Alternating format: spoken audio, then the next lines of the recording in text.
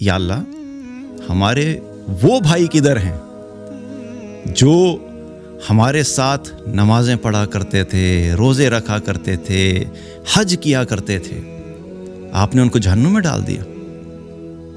سبحان اللہ۔ اب یہ کیا ہے؟ یہ حدیث میں الفاظ ہیں کہ ہمارے ساتھ نمازیں پڑھتے تھے، روزے رکھتے تھے، حج کیا کرتے تھے، نماز پڑھ کے بھی جہنم میں، روزے رکھ کے بھی جہنم میں، حج کر کے بھی جہنم میں۔ اس نے کسی کو گالی دی ہوگی، کسی پر بہتان لگایا ہوگا، کسی کا مال غصب کیا ہوگا، کسی کو مارا پیٹا ہوگا، کسی کا خون بہایا ہوگا، یہ سارے کام لے کر آئے گا۔ تو اللہ تعالیٰ اس کی نیکیوں میں سے نکال کے جس کے ساتھ اس نے زیادتیاں کی ہوں گی، اللہ اس کی نیکیاں ان لوگوں میں بانٹ دے گا۔ اور اگر اس کی نیکیاں بانٹنے کے بعد بھی لوگوں کے حقوق پورے نہیں ہوئے تو جن کے حقوق باقی رہ چکے ہوں گے ان کے گناہوں کو اللہ لے کے اس کے نام پلڑے میں ڈال کے اس کو جہنم میں ڈال دے گا۔ تو صرف نمازی ہو جانا، وہ متقی، اس سے انسان نہیں بنتا۔ تقویٰ جو ہے اس وقت ہوتا ہے کہ جب انسان اللہ کے دین کو مکمل طور پہ فالو کرے، اللہ کے تمام فرائض کو پورا کرے اور اللہ کی حرام کی ہوئی تمام چیزوں سے اپنے آپ کو دور رکھے، تب یہ کہا جائے گا کہ ہاں یہ شخص بڑا متقی اور پرہیزگار ہے۔ الفاظ کہو، اپنی زبان سے کہو کہ میں اللہ کے رب ہونے پہ راضی ہوں، اسلام کے دین ہونے پہ راضی ہوں، نبی کریم صلی اللہ علیہ وسلم کے محمد صلی اللہ علیہ وسلم کے نبی ہونے پہ راضی ہوں۔ دل کی رضا، منافقین کا جو سب سے بڑا مسئلہ وہ کیا تھا؟ وہ دل سے ان چیزوں پہ راضی نہیں تھے۔ اگر دل میں یہ رضا نہیں ہے، دل میں اللہ سے راضی نہیں ہے اور اسلام سے راضی نہیں ہے اور نبی محمد صلی اللہ علیہ وسلم کے نبی ہونے پہ راضی نہیں ہے، تو 70 سال بھی تم اللہ کے سامنے سجدے میں پڑے رہو، اللہ کے ہاں ایسے سجدوں کی کوئی ویلیو نہیں ہے۔ اللہ تعالیٰ نے جو قرآن میں کامیابی کا ذکر کیا تو کیا فرمایا؟ وَمَن يُطِعِ اللَّهَ وَرَسُولَهُ فَقَدْ فَازَ فَوْزًا عَظِيمًا، کہ جو اللہ اور اللہ کے رسول کی اطاعت کرے گا وہی بڑی کامیابی کو پہنچے گا۔ تو یہ اطاعت جو ہے یہ کامل اطاعت ہے۔ اس میں اللہ نے یہ نہیں کہا کہ جو اللہ اور اللہ کے رسول کی چند باتوں میں اطاعت کرے گا تو وہ کامیاب ہو جائے گا، یا کوئی یہ سمجھے کہ صرف نماز میں اس نے اطاعت کر لی تو وہ کامیاب ہو جائے گا، بلکہ مکمل اور کامل اطاعت ہے تبھی تم عظیم کامیابی کو پہنچو گے۔ الحمدللہ رب العالمین والصلاة والسلام علی رسولہ الکریم وعلی آلہ واصحابہ اجمعین، اما بعد، فاعوذ باللہ من الشیطان الرجیم، بسم اللہ الرحمن الرحیم، رب اشرح لی صدری ویسر لی امری واحلل عقدۃ من لسانی یفقہوا قولی۔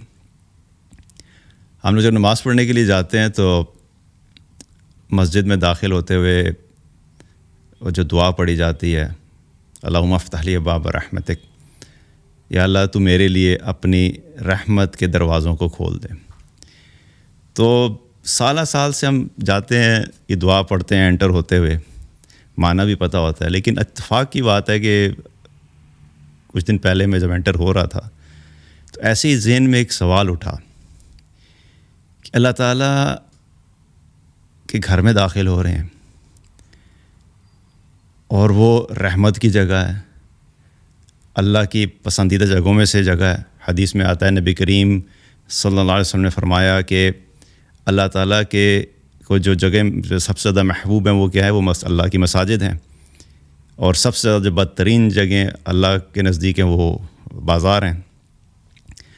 تو میں نے سوچا مسجد اللہ کی پسندیدہ جگہ، پھر ظاہر ہے جب ہم مسجد میں جائیں گے تو وہاں پہ جا کے ہم نے عبادت ہی کرنی ہے اللہ کی، قیام کریں گے، رکوع کریں گے، سجدہ کریں گے، اللہ کی حمد بیان کریں گے، بڑائی بیان کریں گے، دعائیں مانگیں گے، تو سارے کا سارا جو پروسیس ہے وہ تو ہے ہی رحمت سے بھرا ہوا۔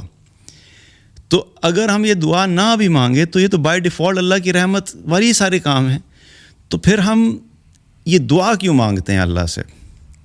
اور پھر دوسرا جو میرے ذہن میں خیال آیا کہ اس کو آپ ایک چیز کو اور کنیکٹ کر لیں کہ سوشل میڈیا کے اوپر بہت سارے ایسے کلپس چلتے ہیں، ریلز چل رہی ہوتی ہیں کہ ایک مولانا صاحب ہیں اور امامہ باندھا ہوا ہے، داڑھی ہے، کوئی بھی شخص دین کی بات کر رہا ہے، اور وہ بات کی جاتی ہے کہ جب اللہ کسی سے راضی ہوتا ہے تو اسے سجدوں کی توفیق دے دیتا ہے، اور پھر کیا ہوتا ہے, اللہ کسی سے ناراض ہوتا ہے تو اس سے مال نہیں چھینتا بلکہ سجدوں کی توفیق چھین لیتا ہے. یہ بات بھی ذہن میں آنا شروع ہوگی کہ بھئی یہ تو مسجد میں آ رہے ہیں تو ظاہر اللہ راضی ہے تو مسجد میں جا رہے ہیں, تو آپ اس کو بھی ساتھ کنیکٹ کر لیں. تو یہ جب چیز ساری, اور پھر ایک اور بھی بڑی معروف ہے بات کہ ہمارے یہاں چلتی رہتی ہے کہ بھئی اللہ اپنے گھر میں اسی کو بلائے گا نا جو اللہ کے نزدیک محبوب ہے, تو اسی کو بلائے گا اپنے گھر میں. کبھی اپنے گھر میں ہم کسی ایسے شخص کو نہیں بلاتے جس کو ہم پسند نہیں کرتے. تو یہ ساری چیزیں میرے دماغ میں گھومنے لگ گئیں کہ یہ اصل میں حقیقت کیا ہے. کیا واقعی نماز پڑھ لینا اس بات کی ضمانت ہے کہ ہمیں اللہ کی رحمت مل گئی؟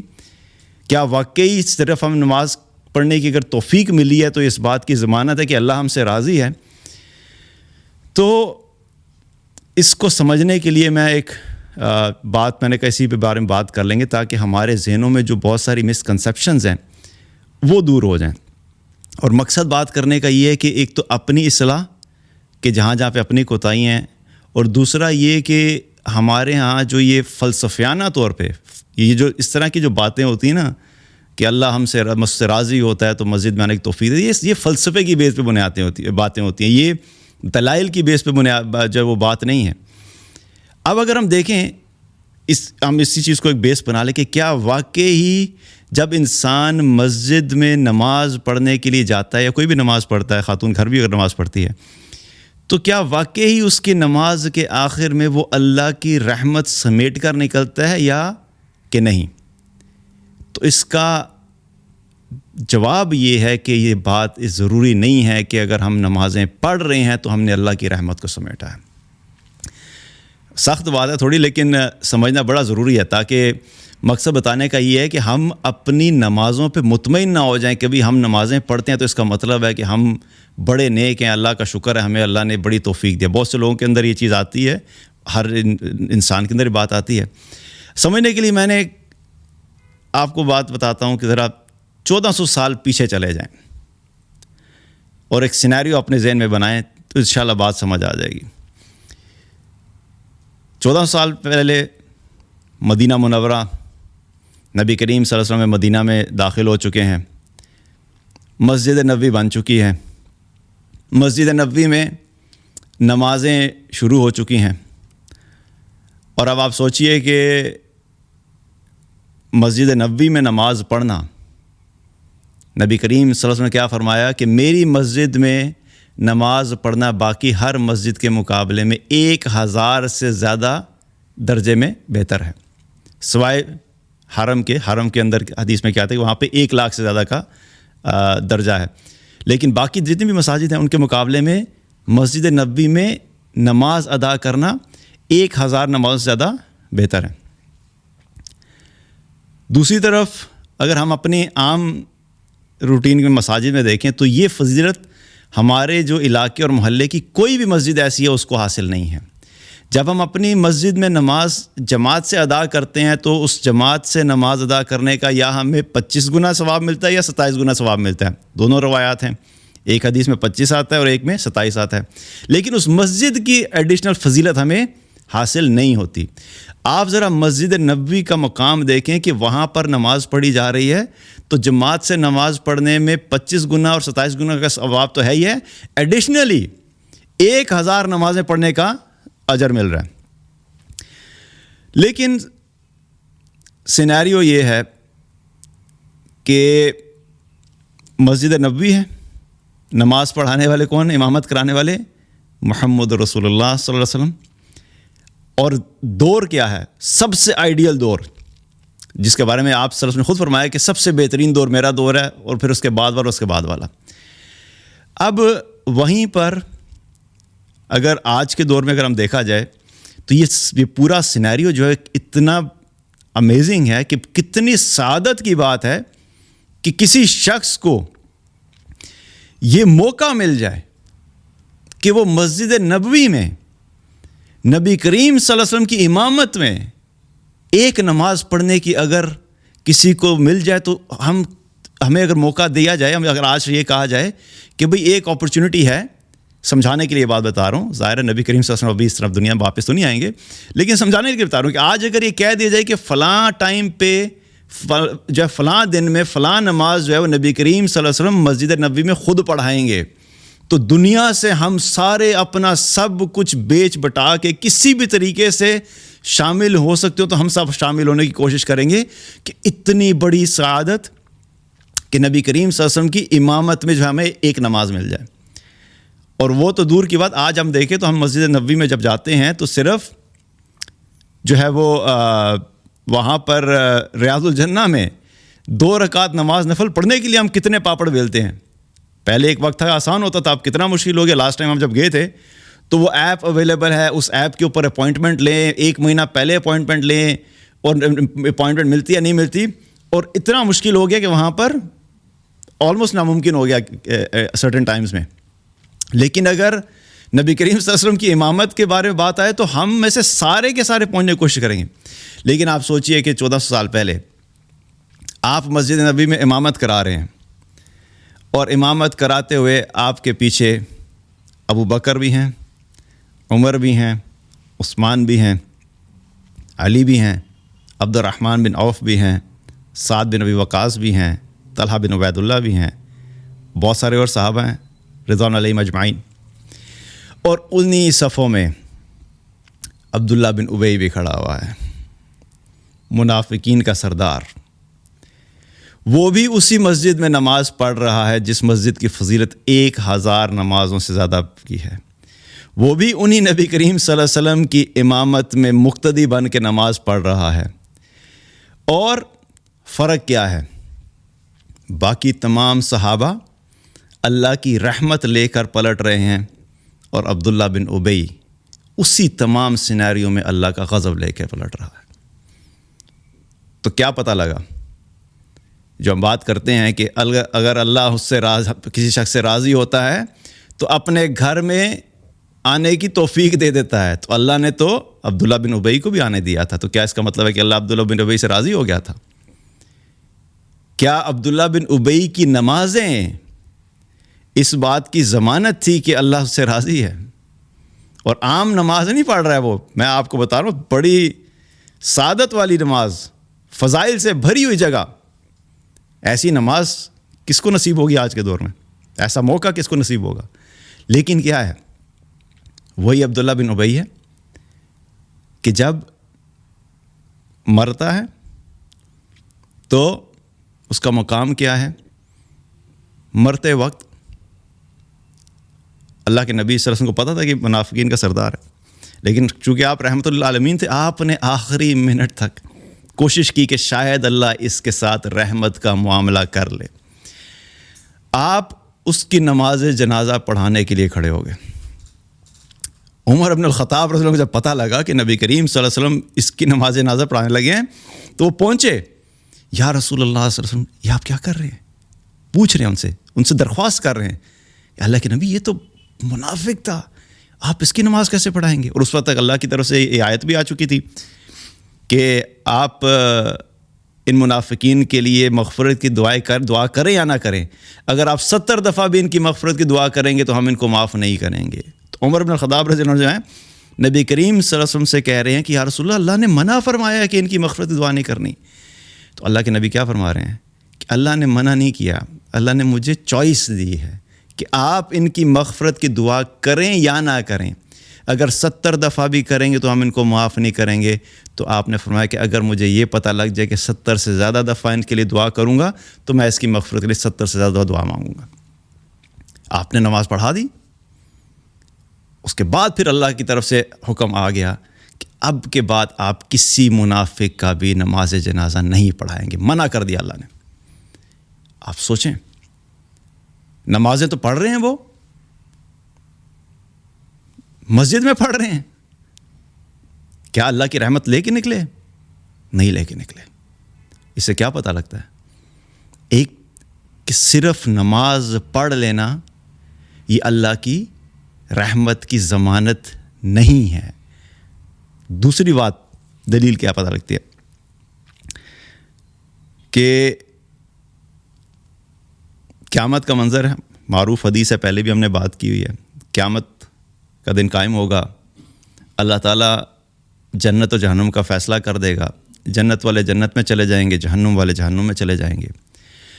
اور جب جنت والے جنت میں پہنچیں گے تو وہاں پہ دیکھیں گے کہ ان کے کچھ قریبی ساتھی موجود نہیں ہیں، کچھ بھائی موجود نہیں ہیں. اور جو ہی وہ دیکھیں گے کہ نہیں ہیں تو اللہ تعالیٰ سے بات کریں گے کہ یا اللہ ہمارے وہ بھائی کدھر ہیں جو ہمارے ساتھ نمازیں پڑھا کرتے تھے، روزے رکھا کرتے تھے، حج کیا کرتے تھے، آپ نے ان کو جہنم میں ڈال دیا. سبحان اللہ. اب یہ کیا ہے؟ یہ حدیث میں الفاظ ہیں کہ ہمارے ساتھ نمازیں پڑھتے تھے، روزے رکھتے تھے، حج کیا کرتے تھے، نماز پڑھ کے بھی جہنم میں، روزہ رکھ کے بھی جہنم میں، حج کر کے بھی جہنم میں. کتنی فکر کی بات ہے. آپ سوچیں. اب پھر اب باقی وہ حدیث آگے ہے کہ پھر اللہ تعالیٰ ان کو کہیں گے کہ ٹھیک ہے جاؤ جا کے ان کو نکالو. مقصد وہاں پہ بات کرنا نہیں، لیکن یہاں پہ یہ چیز ہائی لائٹ کرنا ہے کہ صرف ہماری نمازوں کی وجہ سے یہ اس بات کی ضمانت نہیں ہے کہ اللہ ہم سے راضی ہے. نماز پڑھنا ضروری ہے، آگے ہم بات کریں گے اس بارے میں، لیکن یہ ایک دوسری چیز. تیسری چیز کیا ہے؟ تیسری چیز کیا ہے؟ نبی کریم صلی اللہ علیہ وسلم نے صحابہ سے ایک دفعہ پوچھا کہ تمہیں پتہ ہے کہ میری امت کا مفلس کون ہے؟ تو صحابہ نے عرض کیا یا رسول اللہ مفلس وہی ہے جس کے پاس مال نہیں ہے، مال و متاع نہیں ہے، درہم و دینار نہیں ہے، وہی مفلس ہے. تو اللہ کے نبی صلی اللہ علیہ وسلم نے کیا فرمایا کہ نہیں، میری امت کا مفلس وہ شخص ہے جو قیامت والے دن اس حال میں آئے گا کہ وہ اپنی نمازیں لے کے آئے گا، روزے لے کے آئے گا، زکوٰۃ لے کے آئے گا، لیکن وہ اس حال میں اللہ کے سامنے حاضر ہوگا کہ اس نے کسی کو گالی دی ہوگی، کسی پر بہتان لگایا ہوگا، کسی کا مال غصب کیا ہوگا، کسی کو مارا پیٹا ہوگا، کسی کا خون بہایا ہوگا. یہ سارے کام لے کر آئے گا. تو اللہ تعالیٰ اس کی نیکیوں میں سے نکال کے جس کے ساتھ اس نے زیادتیاں کی ہوں گی، اللہ اس کی نیکیاں ان لوگوں میں بانٹ دے گا. اور اگر اس کی نیکیاں بانٹنے کے بعد بھی لوگوں کے حقوق پورے نہیں ہوئے تو جن کے حقوق باقی رہ چکے ہوں گے ان کے گناہوں کو اللہ لے کے اس کے نام پلڑے میں ڈال کے اس کو جہنم میں ڈال دے گا. سوچیں، نمازیں لے کے آیا، زکوٰۃ، روزے، ساری زندگی یہ سب اعمال ہو رہے ہیں، لیکن اس کے باوجود کیا ہو رہا ہے؟ آخرت میں جا کے ناکام ہو رہے ہیں. اب یہاں پر ایک تاثر یہ بھی ہو سکتا ہے، لوگ یہ سمجھنے لگیں کہ اس کا مطلب آپ یہ بتانا چاہ رہے ہیں جی کہ نماز پڑھنے کا کوئی فائدہ نہیں ہے. تو یہ بھی میں کلیئر کر دوں، مقصد یہاں پہ یہ بتانا نہیں ہے کہ نماز نہیں پڑھنی. اس میں کوئی شک کی بات نہیں کہ ایمان کے بعد اللہ کے نزدیک جو سب سے اہم اور سب سے محبوب عمل ہے وہ نماز پڑھنا ہے. لیکن اس میں بھی کوئی شک نہیں کہ صرف نماز پڑھ لینا اور باقی سارے دین کو چھوڑ دینا، اس کی وجہ سے ہم آخرت میں کامیاب ہو جائیں گے. تو یہاں پر جو پوائنٹ ہائی لائٹ کرنا مقصد کیا ہے، ہمیں اسلام کی جو اصل انڈرسٹینڈنگ ہے وہ دیکھنی ہے کہ صرف کسی ایک عبادت یا چند عبادات کو کر لینے کی وجہ سے ہم مطمئن نہ ہو جائیں کہ اس کا مطلب ہے کہ ہم بڑے نیک اور پرہیزگار ہیں. ہم اکثر ہمارے یہاں ایک پرسیپشن ہے نا، ایک پرہیزگار انسان کی جو بات ہوتی ہے، جب بھی ہم کسی کے بارے میں بولتے ہیں نا یار یہ 5 وقت کی نماز پڑھتا ہے، یہ تو تہجد بھی پڑھتا ہے، تو ہم کیا کہتے ہیں؟ یہ بڑا نمازی اور پرہیزگار ہے. اس کو یہ تو کہا جائے گا ہاں بڑا نمازی ہے، لیکن یہ نہیں کہا جا سکتا کہ یہ پرہیزگار ہے. اللہ نے قرآن میں ان دونوں الفاظ کے لیے الگ الگ الفاظ استعمال کیے ہیں. نماز کے لیے کیا ہے؟ اقیم الصلاۃ، صلاۃ کا لفظ استعمال ہوا، اور پرہیزگاری کے لیے کیا ہے؟ تقویٰ کا لفظ استعمال ہوا. تو صرف نمازی ہو جانا وہ متقی اس سے انسان نہیں بنتا. تقویٰ جو ہے اس وقت ہوتا ہے کہ جب انسان اللہ کے دین کو مکمل طور پہ فالو کرے، اللہ کے تمام فرائض کو پورا کرے اور اللہ کی حرام کی ہوئی تمام چیزوں سے اپنے آپ کو دور رکھے، تب یہ کہا جائے گا کہ ہاں یہ شخص بڑا متقی اور پرہیزگار ہے. تو نماز پڑھنی ہے، چھوڑنا نہیں، لیکن اس کے ساتھ ساتھ باقی جو اللہ نے دین دیا ہے اگر وہاں پر کوئی کمی اور کوتاہی ہے تو قیامت والے دن ہماری نمازیں بھی ہمیں ناکامی سے نہیں بچا سکیں گی۔ اتنی مشقت ہم کرتے ہیں نماز میں، سوچیں نا، فجر کے لیے اٹھنا آسان کام ہے، نیند قربان کرنا، پھر ظہر پڑھنا، اپنی مصروفیت سے ٹائم نکالنا، عصر میں مصروفیت سے ٹائم نکالنا، مغرب، عشاء، اور ہر روز 5 نمازیں، اور پھر ہر ہفتہ، ہر مہینے، ہر سال 30 40 50 سال تک یہ روٹین چلتی رہتی ہے، جس کو اللہ نے توفیق دی اتنی لمبی نماز پڑھنے کی، اتنی عمر دی جس کو۔ اور آپ سوچیں کہ اتنی محنت کر کے بھی اگر انسان آخر میں ناکام ہو جائے تو کتنی محرومی کی بات ہے کہ انسان کی 40 سال کی محنت جو ہے وہ ضائع ہوگی۔ دنیا میں ہم کسی چیز کو حاصل کرنے کے لیے اگر 40 سال لگائیں اور 40 سال کی محنت کے بعد آخر میں ہم ناکام ہو جائیں اور سب کچھ لوٹ جائے تو کتنا افسوس ہوتا ہے کہ یار یہ کیا ہوا، 40 سال کی محنت میری برباد ہوگی۔ تو آخرت میں اگر صرف چند باقی معاملات کی وجہ سے اگر پکڑ ہوگی تو یہ ساری نمازیں کیا ہیں؟ یہ نمازیں ہمیں نہیں بچا سکیں گی۔ اب کرنے کا کام کیا، پھر ہمیں کیا کریں بھائی؟ پہلی چیز ہمیں یہ سمجھنی چاہیے کہ اللہ نے ہمیں جو دین دیا ہے نا، وہ اس میں بہت سارے ایسے ایسپیکٹس ہیں جن کو ہمیں پورے طریقے سے اپنی زندگی میں اپلائی کرنا ہے۔ ایک چیز یہ ہے کہ اللہ اور اللہ کے دین اور نبی کریم صلی اللہ علیہ وسلم کے نبی ہونے پہ اپنے آپ کو راضی رکھنا۔ تو یہ کیا ہے؟ یہ دل کی کیفیت ہے۔ اسی لیے تو دعا سے کہا گئی نا، رضیت باللہ رب و بالاسلام دینا و محمد صلی اللہ علیہ وسلم نبینا۔ یہ دعا سکھائے گی کیوں؟ الفاظ کہو، اپنی زبان سے کہو کہ میں اللہ کے رب ہونے پہ راضی ہوں، اسلام کے دین ہونے پہ راضی ہوں، نبی کریم صلی اللہ علیہ وسلم کے محمد صلی اللہ علیہ وسلم کے نبی ہونے پہ راضی ہوں۔ دل کی رضا، منافقین کا جو سب سے بڑا مسئلہ وہ کیا تھا؟ وہ دل سے ان چیزوں پہ راضی نہیں تھے۔ اگر دل میں یہ رضا نہیں ہے، دل میں اللہ سے راضی نہیں ہے اور اسلام سے راضی نہیں ہے اور نبی محمد صلی اللہ علیہ وسلم کے نبی ہونے پہ راضی نہیں ہے، تو 70 سال بھی تم اللہ کے سامنے سجدے میں پڑے رہو، اللہ کے ہاں ایسے سجدوں کی کوئی ویلیو نہیں ہے۔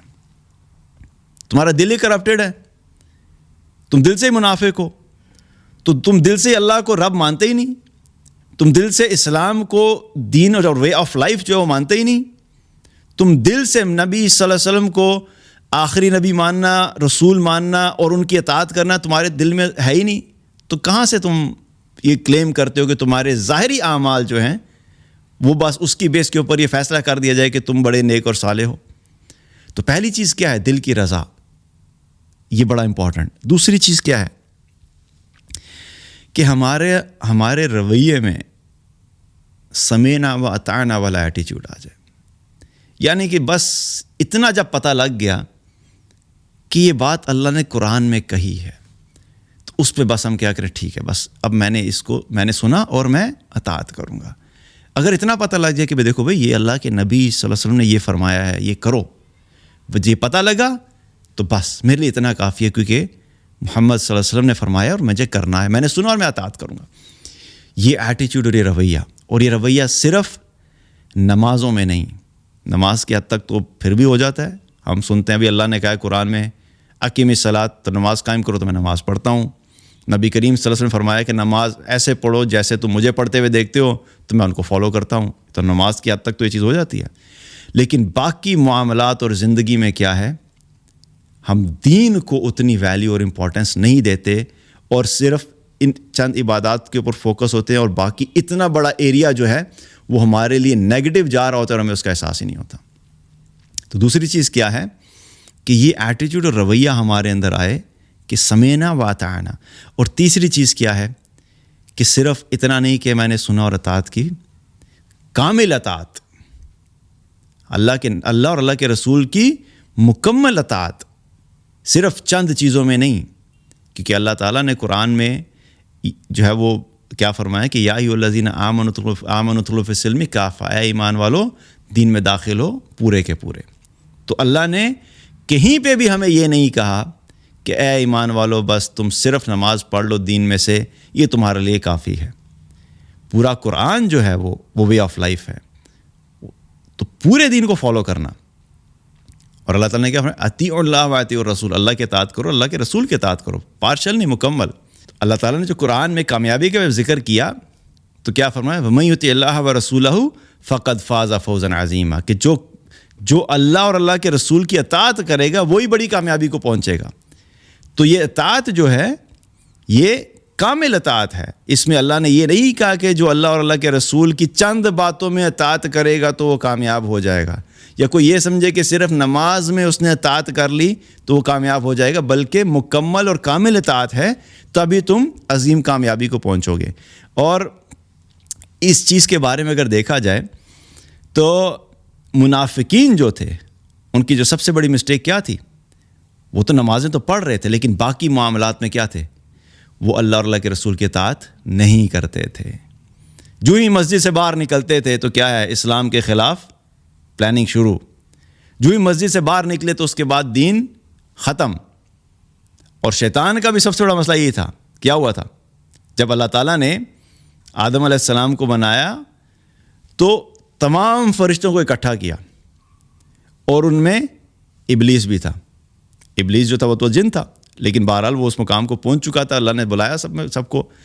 اب آپ سوچیں اللہ کے فرشتے کتنے ہوں گے، اس کا کوئی نمبر تو پتہ نہیں ہے، لیکن سمجھنے کے لیے کہ بے شمار تعداد ہوگی. ذرا امیجن کریں وہ سینیریو کہ آدم علیہ السلام ہیں اور بے شمار فرشتے، اور اللہ حکم دے رہا ہے، سب کو کہہ رہا ہے کہ اس کو سجدہ کرو، اور سارے فرشتوں نے سجدہ کر دیا. فرشتوں نے یہ نہیں کہا کہ اللہ یہ ہم اس کو کیوں سجدہ کریں، ہم تو نور سے بنے ہیں اور یہ مٹی سے بنا ہے. جو غلطی شیطان نے کی تھی کہ میں آگ سے بنا ہوں، یہ مٹی سے بنا ہے، تو میں کیوں سجدہ کروں. تو آپ سوچیں کہ اگر کروڑوں فرشتے بھی تھے تو اللہ کے حکم کے سامنے وہ کروڑوں فرشتے فوراً جھک گئے، ایک ابلیس نہیں جھکا. تو سوچیں کہ وہ ایک ابلیس وہ اللہ کی رحمت سے محروم ہو کے نکل گیا. فرق کیا تھا؟ ایٹیٹیوڈ. جو ہم پہلے بات کی، سمعنا واطعنا. بھئی اللہ کہہ رہا ہے جب کہ جھک جاؤ تو بس جھک جاؤ، ختم بات. مسلمان ہو کے تم اس بارے میں سوال جواب کیوں کرتے؟ بھئی اللہ نے نماز کا حکم کیوں دیا؟ اللہ کے حکم کے سامنے کیوں کیسے آ سکتا ہے؟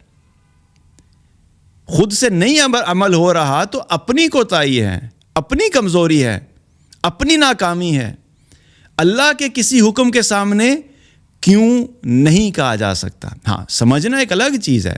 ایک ہے انسان کوئی دین کا طالب علم ہے، وہ دین سیکھ رہا ہے تو سیکھنے والا سوال الگ ہوتا ہے اور تنقید والا سوال الگ ہوتا ہے. یہ فرق ہمیں سمجھنا چاہیے. بہت سے لوگ جو ہیں اسلام سے متعلق جب وہ پوچھتے ہیں تو ان کا مقصد سوال کرنے کا یہ نہیں ہوتا کہ ان کو اس چیز کی انڈرسٹینڈنگ نہیں ہے اور وہ انڈرسٹینڈنگ لینا چاہ رہے ہیں، بلکہ مقصد یہ ہوتا ہے کہ ان کے دل کے اندر اسلام کے لیے کوئی جگہ نہیں ہے اور وہ اسلام کے پوائنٹس کو اٹھا کے اس میں تنقید اور نقص نکالنا چاہتے ہیں. جو اس نیت سے سوال کرے گا تو وہ کیا ہے؟ وہ کبھی بھی سیکھنے والا رویہ نہیں ہے. تو اللہ نے جب کہہ دیا ایک کام کرنے کا تو بس کر لو. تو کروڑوں فرشتوں نے کیا، وہ سارے اللہ کی رحمت کے نیچے آ گئے، اور ایک نے نہیں کیا تو کیا ہوا؟ اللہ نے اس کو نکال دیا، مردود کر کے نکال دیا. نکل جاؤ، اخرج مذموما مدحورا کہہ کے نکال دیا، مردود ہو کے نکل جاؤ. تو کیا ہے رویہ؟ کہ بس اللہ کی اطاعت کرنی ہے اور کامل کرنی ہے. جس چیز میں بھی اللہ کہے گا، جس چیز میں بھی اللہ کے نبی صلی اللہ علیہ وسلم کا حکم آئے گا، ہم نے اس کی اطاعت کرنی ہے. تو یہ چند چیزیں امپورٹنٹ اس لیے کہ جس دور سے ہم گزر رہے ہیں، ہمیشہ سے یہ رہا ہے لیکن جس دور سے ابھی ہم گزر رہے ہیں اس میں خاص طور پہ بہت زیادہ ایمفسس جو ہے وہ عبادات پہ ہوا. اس میں تو بہت سارے لوگ بہتر، لیکن معاملات میں جو بہت کمی ہے. اور دین کی اگر ہم بات کریں تو مکمل دین فالو کرنے کے لیے 5 چیزوں کو ذہن میں رکھنا ہے ہم نے. ایک، اس کا حصہ ایمانیات. اس میں انسان کا عقیدہ ٹھیک ہونا چاہیے، اللہ پر ایمان، انبیاء پر ایمان، فرشتوں پر ایمان، جو بھی ایمانیات کی ساری چیزیں وہ درست ہونی چاہیے. دوسرا ہے عبادات. صرف ایمانیات کافی نہیں ہے بلکہ عبادات بھی مکمل کرنی ہے. نماز بھی پڑھنی ہے, رمضان کے روزے بھی رکھنے ہیں, حج فرض ہے تو حج بھی کرنا ہے, جو فرائض زکوٰۃ فرض زکوٰۃ ادا کرنی ہے. اور پھر کیا ہے, اس کے بعد ہے تیسرا معاملات, کہ جب لین دین کرنا ہے, کوئی بھی کسی قسم کا معاملہ ہے, اس کو بھی ہمیں اپنے اس میں بھی بے درستگی لے کے آنی ہے. چوتھی چیز کیا ہے, وہ اخلاقیات, کہ آپس میں ایک دوسرے کے ساتھ جو تعلق ہے, آپس میں ایک دوسرے کے ساتھ جو رویے ہیں, چاہے وہ گھر کے اندر ہو, چاہے وہ محلے میں ہو, چاہے وہ باہر ہوں, کسی کے ساتھ جو وہ ہمیں وہ بد اخلاقی کے ساتھ نہیں پیش آنا, اخلاقیات کے ساتھ پیش آنا ہے. اور پانچویں چیز کیا ہے, وہ ہے آداب زندگی. یعنی ہمیں ایسا دین اللہ نے دیا ہے کہ جس میں اٹھنے بیٹھنے, کھانے پینے, سونے چلنے, سفر کرنے, سواری, ایون واش روم میں انٹر ہونا, باہر رہا, ہر چھوٹی چھوٹی چیز کے آداب سکھائے گئے ہیں. تو وہ آداب بھی سیکھنے ہیں اور اسلام سے لینے ہیں. تو یہ 5 چیزیں ہم اپنے ذہن میں رکھتے ہوئے ان کو فوکس کر کے صحیح طریقے سے چلیں گے تو تبھی ہم یہ کہیں گے کہ ہم پورے دین پہ چلنے کی کوشش کر رہے ہیں. باقی اصل بات تو یہ ہے کہ انسان جتنی مرضی کوشش کر لے, جتنے مرضی ایفرٹ کر لے, جتنے مرضی ساری چیزوں کو کور کرنے کی کوشش کرے, کہیں نہ کہیں کوتاہی رہ ہی جاتی ہے. اور اگر سچے دل سے ہم نے کوشش کی ہوگی اور اس میں اگر کہیں پہ کوتاہی رہے گی تو اللہ کی رحمت سے امید ہے کہ اللہ اپنی رحمت سے حقوق اللہ کے معاملے میں اللہ اپنی رحمت سے اس کو معاف کر دے گا. لیکن حقوق العباد میں چاہے کوتاہی سے بھی ہوئی, غلطی سے بھی ہوئی, جب تک بندہ معاف نہیں کرے گا, اللہ سبحانہ تعالیٰ قیامت والے دن حقوق العباد میں سے کوئی چیز معاف نہیں کرے گا. تو حقوق العباد کی جو کوتاہیاں ہیں وہ ہمیں دنیا میں معاف کرا کے جانی ہیں. حقوق اللہ والی جو ہے اس میں کوشش کرتے رہنا ہے کہ ہم زیادہ سے زیادہ جو ہے وہ نیک اعمال کریں, اپنے دل کے اندر اخلاص لے کر آئیں, اللہ سے راضی ہوں, دین سے راضی ہوں. جہاں جہاں غلطیاں اللہ سے مغفرت طلب کرتے رہیں تو انشاءاللہ اللہ کی رحمت سے امید ہے کہ اللہ تعالیٰ ہمارے گناہوں کو معاف کر دے گا. اللہ تعالیٰ سے دعا کہ اللہ تعالیٰ ہمیں اپنی کامل اطاعت نصیب فرمائے, پورے دین پہ چلنے کی توفیق عطا فرمائے. جہاں جہاں بھی ہماری عبادات میں, معاملات میں کوتاہیاں اللہ تعالیٰ معاف کرے اور ہم سب کو اپنے رحمت سے جنت الفردوس میں جگہ عطا فرمائے. بارک اللہ علیکم. السلام علیکم ورحمۃ اللہ وبرکاتہ.